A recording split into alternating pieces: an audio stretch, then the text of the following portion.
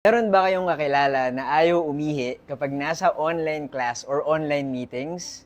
Nako, baka mamaya maihi sila sa pantalon o ang malala, magkasakit sila at magkaroon ng dugo ang ihi nila. Story time! Pagkatapos ng isang online meeting ng friend ko, sinabi niya sa akin na muntik na raw siyang maihi sa pantalon. Tinanong ko kung bakit. Ang sabi niya, nahihiya raw siyang mag-excuse kahit na inabot ng 2 hours yung meeting nila. Ako nga pala si Buji at mahilig ako mag-story time. Kung di nyo pa ako fina-follow i-follow nyo na ako. Back to the story. Feeling niya kasi nakakabastos daw siya kapag umalis siya sa meeting. O kaya, baka may mamiss siyang importanteng detalye.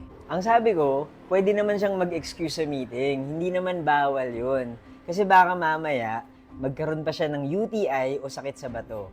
And eventually, magkaroon ng dugo yung ihi niya. Apparently, hindi lang pag-ihi yung hindi niya ginagawa. Hindi rin siya umiinom o kumakain kahit gutom na siya kapag may kausap siya online. Masyado kasi siyang workaholic at napapabayaan na niya yung sarili niyang kalusugan. Gusto raw kasi niyang mag-focus sa work. Ang lungkot lang na may ganitong klase ng tao na alipin ng trabaho. At the end of the day, mas importante pa rin talaga ang health. Aanhin mo naman yung trabaho mo kung bigla kang ma-ospital o ang masama, mapunta ka sa kabilang buhay. Meron din akong nakilalang estudyante na hindi kumakain kapag online class. Hindi nga lang niya sinabi sa akin kung bakit. Hindi ko nga gets kung bakit ayaw niya nakapatay naman yung video.